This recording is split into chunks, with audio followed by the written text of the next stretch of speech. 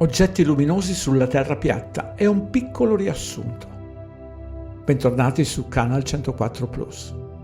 Desidero condividere alcuni pensieri e intuizioni su quello che definisco esperimento finale che hanno in serbo di mettere in piedi grazie a quello che sto osservando in cielo da circa un anno. Esistono parecchi oggetti luminosi, simili a quelli che vedete in questo video, che sfrecciano in tutte le direzioni, alla sera, di notte e al mattino. Non si tratta assolutamente del trenino di Elon Musk, né tantomeno di satelliti, in quanto vanno sempre tutti alle stesse velocità, ma sempre in direzioni completamente diverse se non contrapposte. A volte si spengono e poi si riaccendono, altre volte rimangono sempre luminosi. Da credente nello spazio, quando ancora non avevo scoperto la grande menzogna del globo, attendevo i passaggi della ISS che ora, col senno del poi, non sempre rispettava gli orari precisi come dovrebbe essere. Posso affermare che non si tratta del riflesso del Sole, che nel caso fosse un satellite durerebbe qualche secondo. Cosa hanno in serbo per noi? Che tecnologie useranno? Si tratta di mettere a punto qualche esperimento per creare ologrammi? Le tecnologie che ci hanno distribuito sono arrivate sempre decenni dopo le loro scoperte e le ultime, inutili, servono solo ad impiantare nella mente cose che non esistono. Nello spazio hanno inviato solo la vostra immaginazione, che ci crediate o meno. Attraverso il fornito indice alfabetico a cui si approda dalla pagina www.tinelli.eu potete fare tutte le ricerche liberamente e poi trarre le vostre conclusioni. Ripeto ancora una volta che dovete fare le vostre considerazioni senza ascoltare o seguire gli altri. Dentro ognuno di noi giacciono le risposte che magari sono assopite dalle distrazioni che propina la società attraverso le paure diffuse dai social, ai quali vi hanno avvinghiati come prigionieri di una rete. In primo luogo dovete sapere che quello che propinano attraverso la scolarizzazione è una programmazione. La gravità non è una legge, ma una formulazione mai dimostrata, come la gravitazione.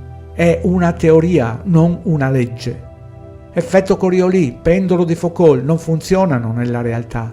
Non è assolutamente vero che l'acqua gira in un senso contrario fra emisfero nord ed emisfero sud. Il pendolo di Foucault dovrebbe mettersi in moto da solo se veramente esistesse la rotazione. Quei pochi che hanno realizzato il pendolo non mostrano mai i risultati perché sono incoerenti con quanto divulgato dalla pseudoscienza e in tutti i musei dotano il pendolo con un motore elettrico. Spesso il pendolo non ruota ma rimane fermo nel suo movimento come un'altalena. Esistono migliaia di prove dove non si riscontra alcuna curvatura ed esistono rilevazioni record di fotografie a lunga distanza. Tutto questo lo trovate sulla copiosa playlist Curvatura ed Orizzonte. Non dovete smantellare nulla se non andare a ripetere direttamente i rilevamenti, non limitarvi come fa qualcuno a commentare che è impossibile. Esistono centinaia di esperimenti sull'acqua con le fotocamere, con quelle a raggi infrarossi, con i laser, per poi sentire le bestemmie che i raggi laser seguono la curvatura della Terra a causa della gravità. Mentre si rilevano orizzonti che sono chilometri e chilometri oltre a dove dovrebbero essere. Addirittura il National Geographic imbroglia, come in questo caso, dove afferma che la zattera scompare dietro la curvatura mentre l'orizzonte dell'acqua è ben oltre la zattera. Che poi non serve alcun strumento elettronico, basta uno specchio sulla riva di un lago e l'osservatore sulla sponda opposta vede il riflesso del sole dalla riva che dovrebbe essere nascosta dietro la presunta curvatura, se veramente vivessimo su un globo.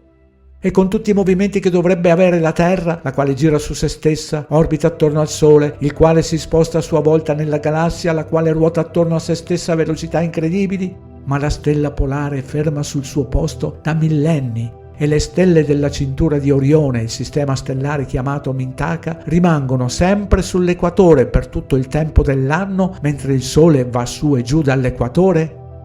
Non avete mai indagato che tutte le costellazioni si vedono tutto il periodo dell'anno, anche quando dovrebbero essere dietro il Sole? Quando non si vedono nel nostro presunto emisfero nord, perché dovrebbero essere nascoste dietro il Sole, si vedono di notte nel presunto emisfero sud. Tutte queste tematiche le trovate sulla pagina indice alfabetico. O pensate che in pochi minuti di qualche video potete essere in grado di scovare tutte le anomalie del sistema eliocentrico iniettato nelle nostre menti fin da piccini? E Guglielmo Marconi nel 1901 ha inviato il suo segnale radio attraverso l'Atlantico ad oltre 3.000 km di distanza e i nostri testi di scuola dicono che il segnale è rimbalzato sulla ionosfera.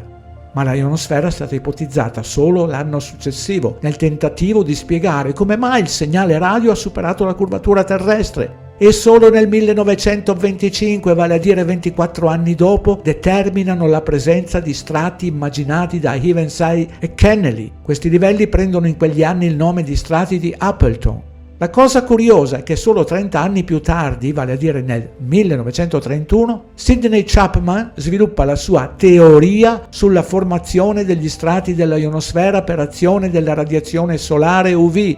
Non sanno cosa sia, è una teoria, e su questa teoria l'International Reference Ionosphere, un modello della ionosfera terrestre, viene introdotto nel 1969, guarda caso nel 1969, anno del finto sbarco sulla Luna, dall'Unione Internazionale delle Scienze Radiofoniche, URSI, in accordo con il Comitato per la Ricerca Spaziale, COSPAR, che viene ridiscusso e corretto, ripeto, ridiscusso e corretto ogni 2 anni da una speciale commissione internazionale. La Terra è piana. È il pozzo di Eratostene che dimostra in modo accurato la circonferenza della Terra senza avere alcuna idea della distanza del Sole? Avete mai indagato sull'enormità di informazioni che ci infilano nel cervello grazie alla scuola obbligatoria dell'improponibile esperimento senza alcun orologio e senza nemmeno alcuna possibilità di misurare le distanze? Cercate solo le misure, vi farete anche qualche bella risata nello scoprire che la distanza Siena-Alessandria è stata calcolata dalla durata del viaggio dei cammelli. Vogliamo parlare delle rotte aeree al sud? O dai documenti declassificati dove si evince che tutte le descrizioni parlano della Terra piana? Vi siete mai chiesti perché nel presunto emisfero sud esistono 32 fusi orari e solo 19 fusi orari al nord? Scopritelo attraverso il video Fusi orari nascondono la Terra piana, Hervé Riboni. Il materiale a disposizione per aprire gli occhi del grande inganno che stanno perpetrando da secoli è a vostra disposizione. Smettete di ingurgitare il cibo avvelenato per la vostra mente e cercate di disintossicarvi e ricominciare a vivere la nostra unicità come essere umano cosciente. Regalatevi o regalate Il risveglio, pubblicato nel 2019, o rompete il guscio dell'indottrinamento subito con il secolare nuovo ordine del male. Grazie di aver guardato fino alla fine e non dimenticate che attraverso PayPal basta anche il semplice valore di una buona tazzina di caffè. Un saluto.